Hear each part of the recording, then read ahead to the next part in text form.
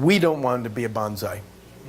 We don't know that God's called us to be a megachurch, and I don't think you're saying that either. I don't think that either. Yeah, but at the same time, to be a network and working within certain networks, we sense God has been leading.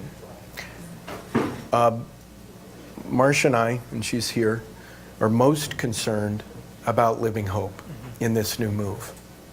We want nothing to bring defeat, discouragement, or anything like that.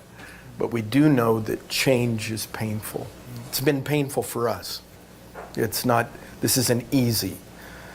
But what God seems to confirm, and all I'll say is what he has seemingly confirmed as we as elder team fast and pray.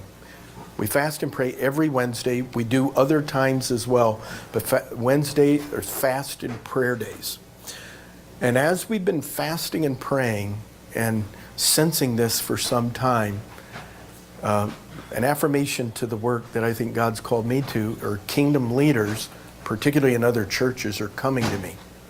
I never went to them, never asked, but it's just being affirmed, built into these kingdom leaders. And so we sense affirmation along the way, but we want nothing to defeat this church. And so your word can be a helpful word to us. Is the soil cultivating healthy roots and our external circumstances defeating us?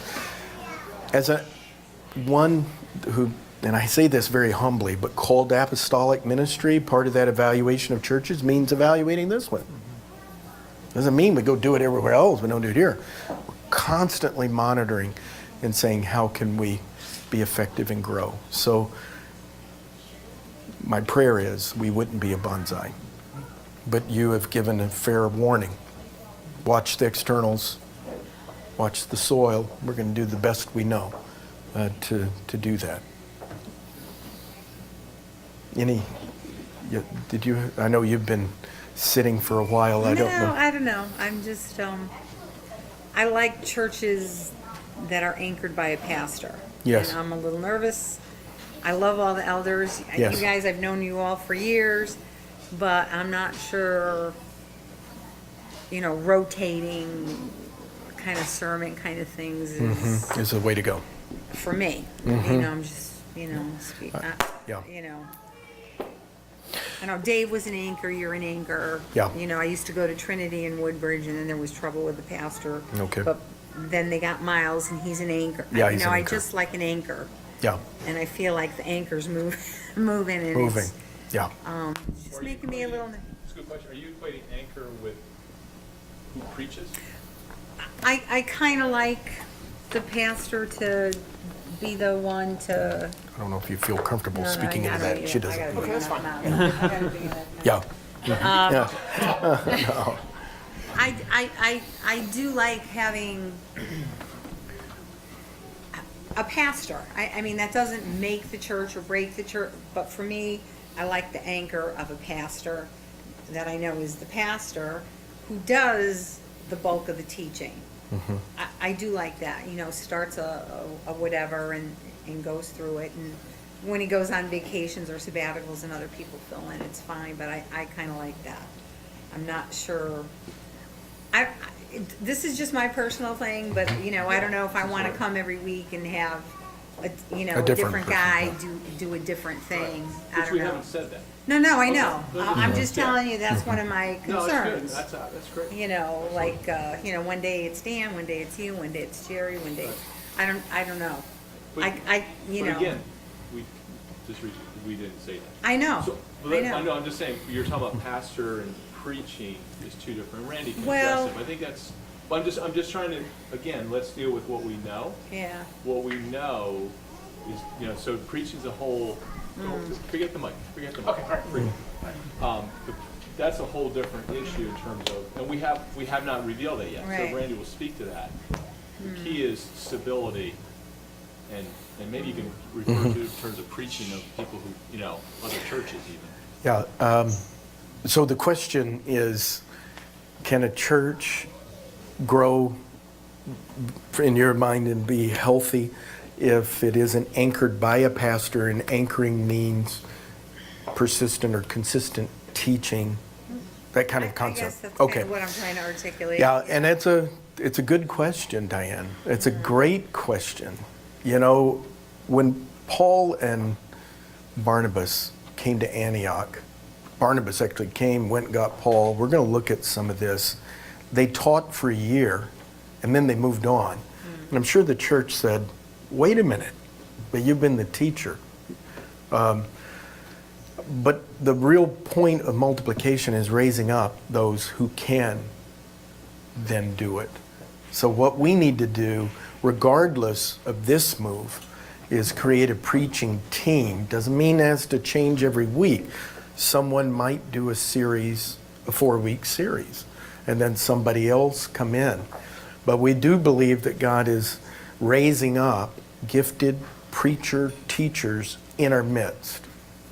Now, do we all need to grow in that? Yes, we do. All of us do, including me. We're all studying. How do you communicate better? I'm on several preaching things, and I work at trying to communicate. It's not an easy thing, but we do believe that God is raising up and even bringing people who have preaching and teaching gifts that we want to develop. I think you'll see some of the consistency. It may be like in a 4-week series rather than one person who is the primary spokesman. Now, in our current model, we're saying that that Pat will do like 50% of preaching and teaching, and then others will do some preaching and teaching. That doesn't mean this Sunday, then somebody else the next Sunday. But it may mean when you're looking at a preaching calendar for 52 weeks, somebody may do 20, 25 of them, and then we have some other people doing others. As gifts arise in the body, we may give, like Brian, for instance, who's been an intern, and we may say to our intern, we want you to take a 4-week series. There's going to be some consistency, development. We're going to grow, we're going to use gifts, and we also believe there may be some people outside the church who could come in and actually minister to us. Yes, it's different. It is. And we all recognize it's different. I just believe that it's part of this biblical model of releasing leadership, equipping them, and then doing that in other places. Otherwise, Paul would have stayed in Antioch all the time. I think the only place he stayed, if I have it right, he and Barnabas stayed 1 year in Antioch, and I believe they stayed 2 years he stayed 2 years in Ephesus. Yep. That's the longest he ever stayed anywhere. And so if there is something to apostolic ministry, there is establishment, foundational work, as he said, I laid the foundation and then other people build on it. And healthy churches try to do that. Is it easy? No. They're growing pain? Yes. But Randy, you talk about models. So if I'm in Atlanta Yes. and I go to Charles Stanley's church Yes. and I hear a phenomenal message, Yes. but I have a personal need, Yeah. am I really going to meet with Charles Stanley? No. Yeah. I mean, Chuck Swindoll, if I go to Chuck Swindoll's church and I hear a phenomenal message, and I have a personal need, am I going to meet with Chuck Swindoll? No. There are a lot of different models. A lot of different models. Exactly right. Yeah, probably a mega church model, has this real one voice only. I'm not sure that church in Scripture had that. But what does emerge are people with gifts of teaching, have become recognized. And you begin to say, wow, we want to hear more because this person is gifted. And so churches that grow and multiply actually develop those gifts. So what I'm saying to you, Diane, may not satisfy the answer that we're looking for, but one of my opportunities in apostolic at Living Hope is to work with preaching team and how can we grow in communicating God's word. So we commit that to the congregation. We're actually behind the scenes working hard at how to develop preaching and teaching in the local church. We don't minimize it at all. We believe it's most important that the word of God be clear and applicable. So we're going to try I to do. think to add to that too, is we're definitely going to try to be, like Randy said, the content is going to be consistent. It'll be like a theme, or we'll work through a book, whatever it is, like we've done on a continual basis over the last 2 years. We've gone through Luke, and different communicators will pick that up, whether it's Randy or Pat, for a certain period of time. We're trying to keep consistent. And so part of that's that the theme or the book that we're working through will probably, that'll be even a longer wave of different speakers will speak on the same content. So that'll help. That's really helpful. I know you're not saying this, Diane, but it just made me think of it.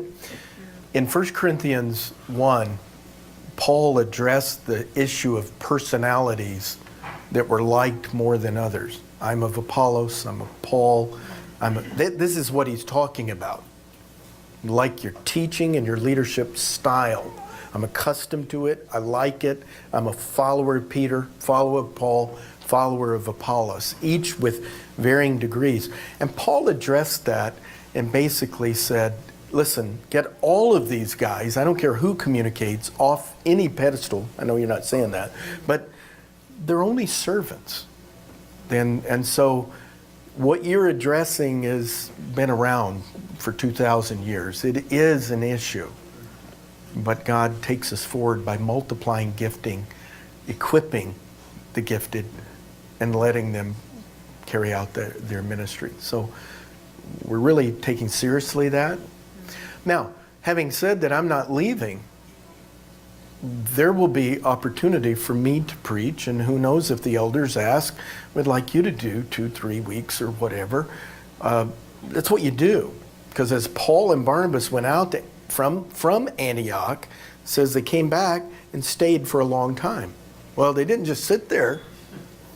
So there's this relationship, and this is what makes our church different. We're not saying I'm called to another ministry, see you, goodbye, 1 month, that's when they need me. This is a strategic move rather than some kind of move of just, I'm hoping I can find a different ministry. I don't need to go anywhere.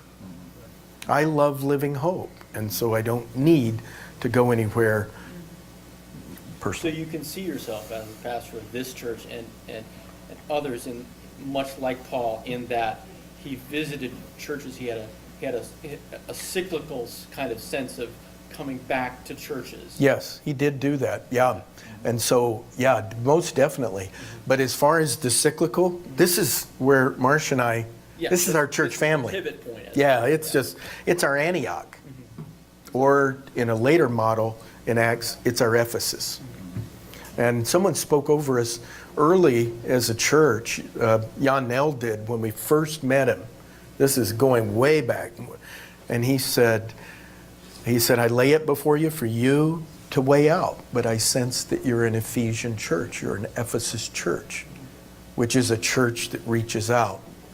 And so anyway, but most definitely, we're here. And even when I'm not preaching, I'm here. Marcia and I sitting here, and we're part of in the back, not the front. I guess I'm going to lose my seat, but here's one for you, babe. Right here. I just want to say that, Randy's been in ministry for 30 years, and I sense that he's always had an apostolic calling, although he's been a pastor for 30 years. And this is the first time that, a church that he served in is actually releasing him into his calling. And that's an exciting thing. It's an exciting thing for us to be a part of that as Living Hope. And it's an exciting thing for Randy to finally really step into his wheelhouse and really do what God has been calling him to for years and years and years. And I wasn't around when the church was formed, but there's there were a lot of prophetic words that were spoken over this church leading to this day. And you really have to take those into consideration and honor those as from the Lord.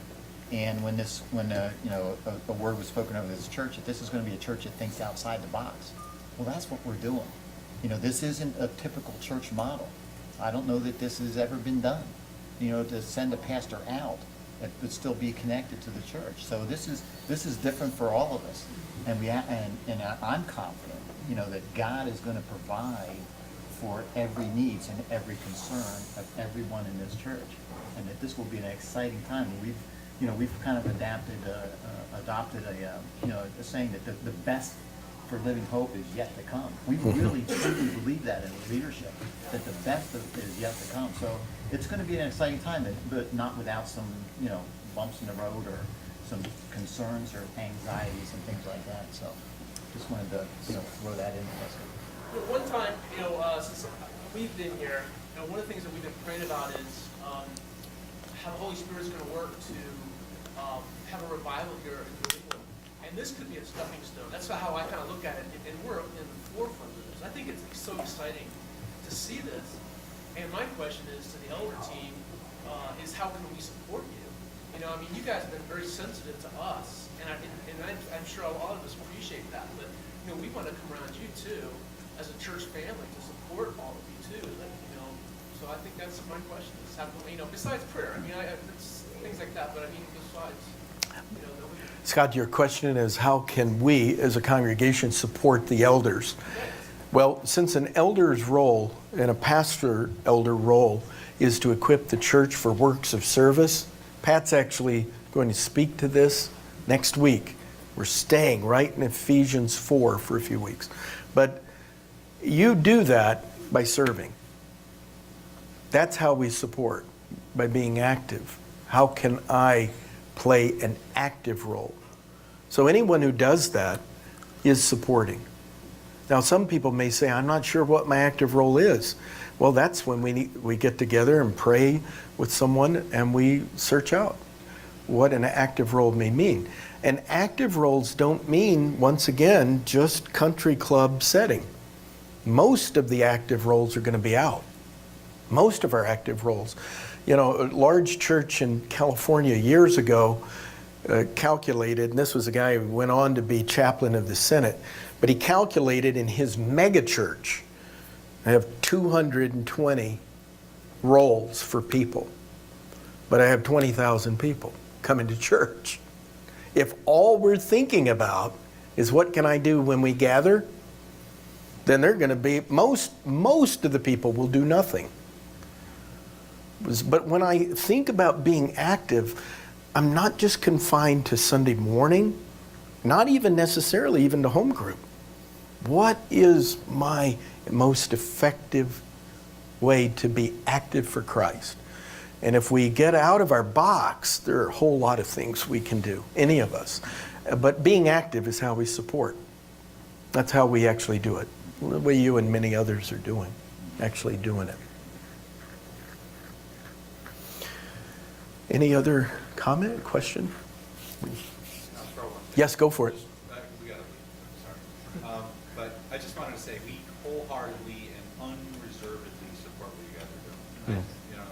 Thank you. Praise God that you guys are open to the leading of the Spirit, and I don't have anything negative to say. I just wanted to lift that up as support. I think, like what Scott says, is let us know what we can do to encourage you and support you.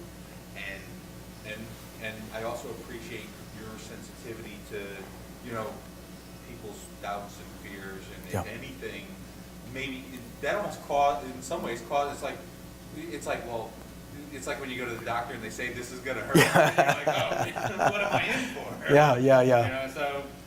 Just Okay, I'll never mention it again. This is pain-free living right here. No, George, you said something. George was part of a group that we had together looking at some vision stuff at one point. And I want to quote George, because George said, Living Hope, while we appreciate and honor our pastor, and he was looking right at me, he said, one thing that's always clear here is that this is not the Randy Matthews show. I'll never forget when you said that. That's a mark of health. Yes, someone is a point leader, but it isn't their show. And you said that, and I've never forgotten that we've been a church that's had that health for a long time. Do we honor a man? Of course we do. I feel honored here. I feel blessed here. But it's not about me. And we all know that, but so anyway. Anything else that concerns you on your mind? And listen, we're not done talking today either. Home groups are going through things. I know Jerry's got one coming up on Tuesday. Pat had one on Thursday. I have another one. And any of the home groups, you can bring up any question. We dialogue. We don't. Dysfunctional families don't talk about stuff, right? We don't want to be a dysfunctional family. Put it down. And we will never put you down, even if you say I don't agree with you. It's okay. Mary? I don't know. No, we don't. No. No, when you first I feel like you dropped a bomb, to be honest with you, because my first response was anger. Yeah. Primarily because I felt this kind of a feeling of unrest for a while that something was happening. Okay. And I didn't feel it was communicated from you. Maybe it was communicated amongst you, and you prayed and did whatever, but I felt, well, I guess last week or whatever, when you announced something was happening, it was kind of hurtful because I've been wanting to know what you're doing, where you've been, and want to be praying Yeah. more specifically into what you're doing. Yeah. But because I didn't really know when you dropped the bomb, I was kind of mad. Yeah. Just want to kind of throw Thank that you. out there. Thank you for sharing it. And the other thing is that you're staying, but you're leaving. So if in fact you are going out to minister, encourage, whatever, if you're following that model, Yeah. who's going with you? Oh, so that's good. That's a very good question. Who's going with you? To answer that question, yeah. No, she says he who goes, goes alone. No, she'll go. But when we say go, we're still living in Shelton, so we're not moving anywhere. Okay, so, but Paul did have his Timothys. But notice what he did with Timothy. Rarely took him with him. He had an assignment in a local place, and he mentored him from a distance. That's one thing. Paul had Barnabas and then Silas as he's in prison in 2 Timothy. Luke is with him, I believe. Some had departed.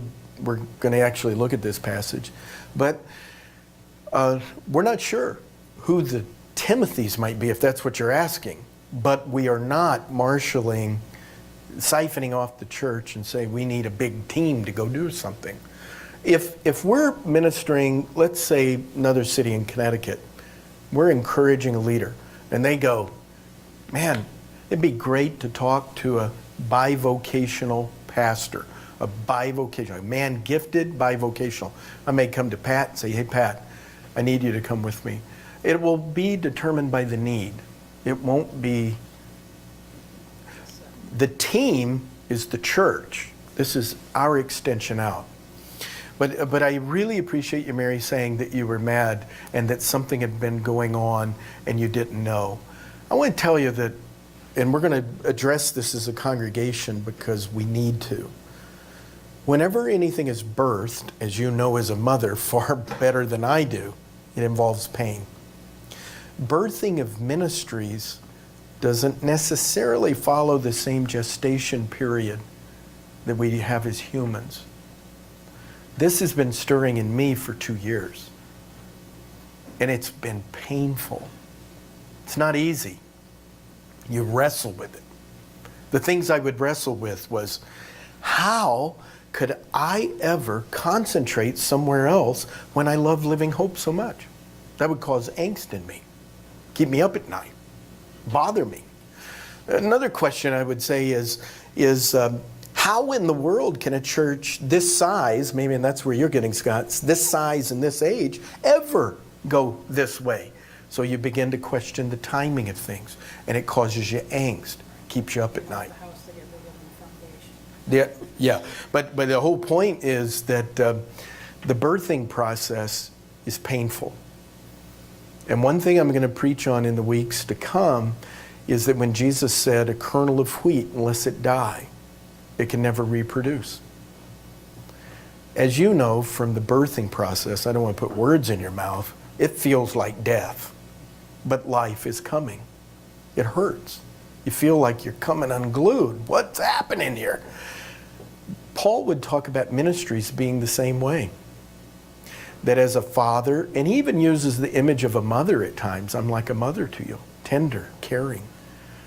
He felt pain.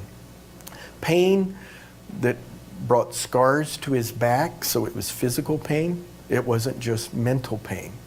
But as he listed out his physical pain as an apostle, belly of the deep, 3 days, I've been in prison, I've been beaten with rods so many times, I've been beaten with whips, all of this. But then he says, but the thing that crowns it all is my passion for the church. Who sins and I don't inwardly burn? It's got this relational attachment to all these churches.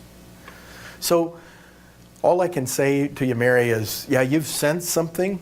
You're probably not alone. But the birthing process has caused doubt, confusion, question. Say, how could that be God? Not God. It's me. Not able to process what God's doing. Because I needed to grow. I needed to hurt a little more. I'd cry out to God sometimes in my own quiet time before the Lord. Release me from such pain that I feel inwardly. And you know what he would do? Just like Jesus in the Garden of Gethsemane, even though it's much, much less, I'm not answering that prayer. I want you to hurt. I want you to wrestle. I'll say to the congregation just one other thing about this pain. Charles Spurgeon, I wrote my doctoral dissertation on Spurgeon and prayer. Spurgeon, who lived in the 1800s in England, great pastor, said, before every kingdom advancement, before every increase of influence, I always went through a depression. Before it happened. It's the birthing. He said that to lectures to my students as he trained pastors from Metropolitan Tabernacle in London. I think many people get it. It's not afterwards. You felt the pain until your children were born. Then afterwards, it's a totally different thing. Let me give you a more contemporary. Charles Stanley, in his book, The Source of My Strength, has a chapter that I've read over and over in my it hasn't been out for the 30 years, but since he wrote it. And it is a chapter on frustration. And he talks about a frustration God puts in your spirit. He actually does it. And he does it because he's moving you on or he's taking you deeper. But he's after something. And Charles Stanley says this, he says, it's always stayed with me. When God shows you what he wants and you're wrestling with it, when you take the first steps in the right direction, the pain ends immediately. It's like giving birth. Bam! What happened? We've experienced that as an elder team. When we just began by faith to try to grasp what God might be saying, all that junk for 2 years. Take a deep breath. It's okay. So the analogies of depression before, pain before, sensing something, you're very right. It felt like a man coming unglued to some degree. I wasn't coming unglued because of sin, even though I'm not perfect, but you know what I mean. I think God works this way. He just works this way. But anyway, thank you for sharing that it did upset you. Someone said this to me this week. It's like Dad came home to the family and said, I'm leaving. And that was the analogy. And I said, well, I'll use an analogy one of my coworkers here at the church uses, even though this isn't found in Scripture. It's like you become a grandpa. You still love, nurture, build up, offer wisdom, everything you do.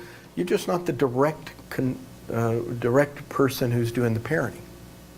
I think that's kind of what Paul became a grandpa to many churches. He fathered them, but then and he became in some ways a grandpa. That may be helpful, may not be, but at least it's a family analogy. Dad didn't leave, not leaving mom or the kids, but I'm called to go out. So, any other? Mary, thank you. And anything else you ever have, my email's open, my phone is open. Go ahead. No. All right. Phil. So I think one thing that's come through clearly here is just that, at least what I'm thinking about is we've had enough chance to really talk about what you're studying to Pastor Randy, and I think that by and large, supportive of that, supportive of you in this new role, because as a member of our family, the pastor of our family for such a period of time, we want to fulfill what God's wanted to do. But I guess I really just want to start the discussion. That's probably where we started, which is for the people who are in this room, who are thinking, what am I staying on board?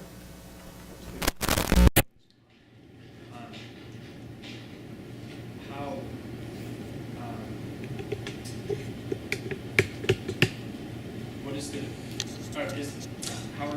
what are we becoming involved in? Because I feel like people, and this isn't even speaking for myself, because I'm not going to be here, but I feel like there are people who are ready, kind of maybe in a holding pattern, but almost anticipating, or who would be ready to jump on board for what Hope is stepping into. I think that was ready for a little bit. People who have been coming here consistently, who are excited about what God is doing here and ready to for something. I think the vision, if I hear you right, what do people who are here, we understand going out, what are people here buying into? The analogy that I used last week and that we need to repeat more is that a foundation has been laid and now we're into building or growth mode. So we're not relaying a foundation, you build on it. How do you do that? Well, Paul says in Ephesians 4, as each part does its work. What we want to do is begin focusing on how do we activate you. Because as we equip or activate you, it says that the church is built up, it grows, and it's strengthened, and he uses terms of ligaments and bone, it's strengthened as each part does its part, as each member does its part. So where we are, and what we need to say about when Jerry said just a minute ago that our best years are yet to come, it's because we're in building phase. The foundation is laid. But now, in a foundation, some foundation people may be doing work. Elders have worked a long, hard time, so is the core team that actually planted the church, which most of these elders were part of. That's been laid. Now we build by getting our own giftings engaged and active, not just in the gathering, but outside. That's our focus. So what are you buying into? It's a church that grows here while multiplying out. I don't know if that helps. I think it does, and I think you're getting. Unfortunately, I started talking before I heard most, but I just envision that there are both people in this community who everyone needs to receive strength from the Lord, Yeah. encouragement from others, but there are people who are in a place where they need to receive more equipping, and there are people who are ready to sort of step on board and be a definite part of the ministry happening here, not just receiving, but also having, in other words, so everyone, we talk about being externally focused. Yes. Even the members who in this church who are a part of this phase where, there's a building sending out. There's definitely joy in, sending me out and sending you out to the apostolic ministry. But then for everyone, who wants to be a part of what God is doing, there's also a joy in doing that outward thing here.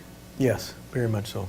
So, I think Yeah, that's something that the team wants to move towards. Yes, and I think if I hear maybe the follow-up question from you is, how do we know who needs to be equipped, who needs to be encouraged and everything else?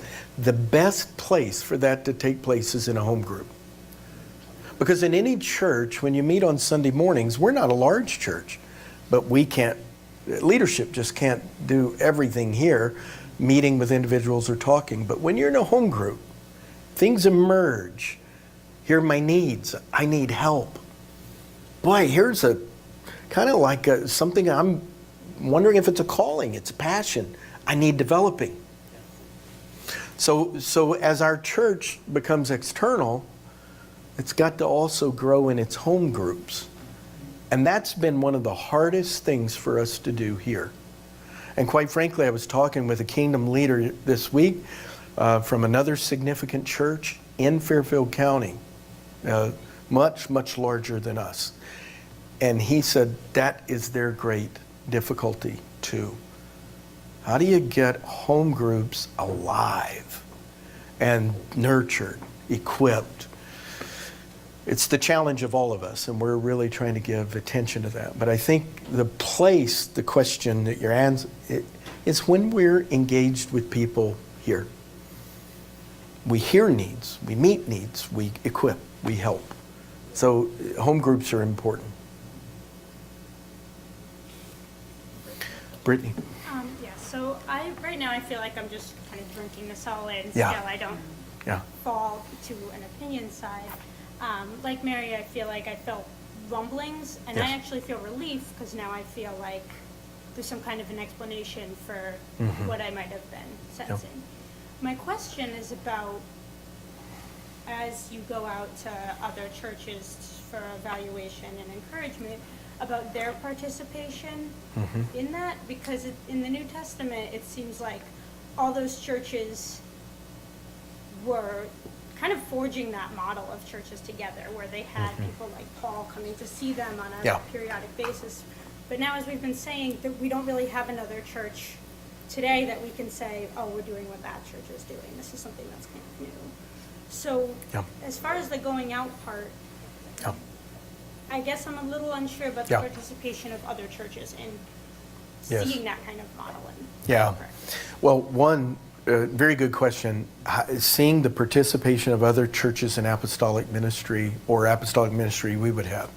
One of the things I said last week, and needs to be reemphasized again, is the apostolic runs along relational lines, not hierarchy lines.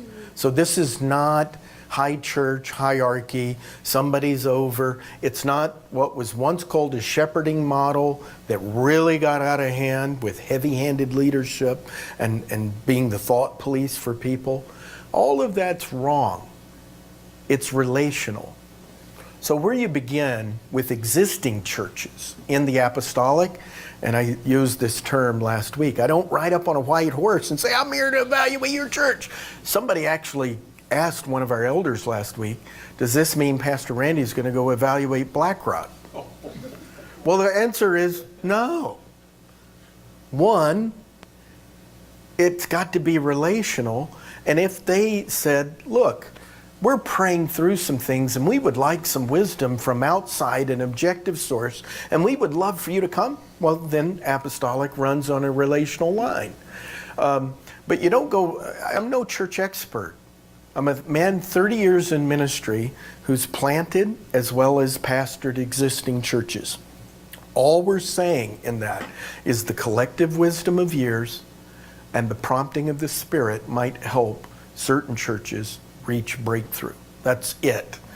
It's if we look at the two evaluations I used last week, which is Acts 8, Peter and John are sent from Jerusalem to evaluate what was going on in Samaria.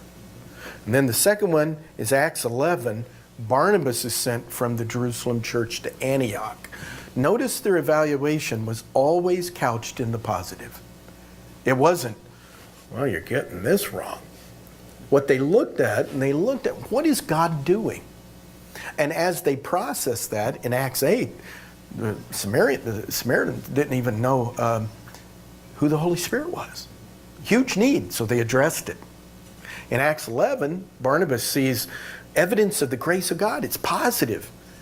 But notice, this is one that really hits home to me, and I hope to bring out more in the weeks to come. He goes and gets Paul. Barnabas was a good encourager, but he was not a good structured teacher. And he goes and gets Paul. That's when their teaching ministry began. And for a year they taught. Barnabas could encourage, but he wasn't as structured, if you will. Paul brought structure to the church in Antioch. Now, so what you do is you work on relational lines. That primarily means who asks you to come. But let me give you my heart just for a minute. BlackRock's got lots of resources, so does Calvary. I'm a small church pastor. Every church I've pastored outside of Calvary, where I was on staff, have been smaller than Calvary. Church in Rhode Island grew to 350 from a church of about 150, 175 when we came. God gave great growth. But it's still relatively small. I was a solo pastor. I had no staff. Living Hope, Eric's on staff, so we've begun developing multiple staff, but we're still a small church. God's called me to help the small church. The pastors who are out there all alone, ready to give up. I don't know how to get breakthrough in my own life or in the ministry. And God's saying, you go to them. You father them. You bless them. You help them find breakthrough. Someone gave a word to me in October that I had a bread cart like in old Europe, and I had bread on the cart, but I was small because I only had my little bread cart, and I could get into alleyways, into small roads, and I could get to places bigger ministries, bigger names, bigger organizations couldn't get. That's what I think God's calling me to, regionally and internationally. I'm praying to God that internationally I'm going to be in closed countries where underground churches are small and the leaders are just needing a father to come alongside and give them wisdom for breakthrough. This is the ministry. If larger churches want what we as a church have to offer, of course we'll give it. But we're not trying to make a name. We're not trying to be something. We're going. And I see those little churches that dot New England and Europe and Asia and Africa. And I think God's going to use a place here in Shelton to make a difference there. And then one day we're all going to stand before God. He's going to say, all this on your account. You did it. That's apostolic. So it's relational, not hierarchical. I'm a small church pastor. That's probably where he's going to have me. And I remember from something you said before, so since you've been having these thoughts, you've sensed that need from other churches. That's Yes. a sign that they're coming to you. Yes. You know, while you've had this. Yes, as a matter of fact, there's a guy here in our town who planted a church. He calls me his spiritual father. He's only 4 years younger than me, but he's only 5 years into ministry, and I'm 30. I'm like a father to him. And that's the key term Paul uses for apostolic that we'll look at in the weeks to come too, is he says to the Corinthians, you don't have many fathers, but I am your father. It's really fathering. Bishop Jacob, yeah. Bishop Jacob, when I went over there, he is just looking, one, for our church to support what goes on there, but number two, that I just come in and strategize, build up, and help counsel to breakthrough. We're going for it internationally. But anyway, yes, Scott. So I'd like to dovetail on something Phil was saying about how, and maybe you could speak into it, about how Phil was like, okay, well, what is this thing Yeah. going to be like? Yeah. And to dovetail onto that, I mean, what kind of church are we going to what kind of church are we doing the addition to it? Because as we invite people to this Yes. fellowship and stuff Yes. like that, what's that going to look like? And in a lot of ways, I think we don't really, I mean, as much as we plan to, we don't really know what it's going to look like. but I can have enough faith in the prayer and supplication and things that the leadership has done that they don't really know either, but they know that God is in it. Yeah. And so, however that bears out, let's wait and see how God bears it forth. Yes. And then make the decision as to how we approach other people, invite them Invite to our them in. church and do the addition here. Yeah. A very good point, Scott. Very good point. The leadership are committed to fasting and prayer, seeking God, searching the scriptures, understanding, and they're trustworthy men. Now, would Living Hope change? Could it become better at something? Of course it can. Yeah. Well, it's gonna change. Yeah, it's going to change, and it will be better. Exactly. I think just like Barnabas, who went and got Paul, you know, my gift mix is limited. And that's just being real. I can do certain things God's called me to do.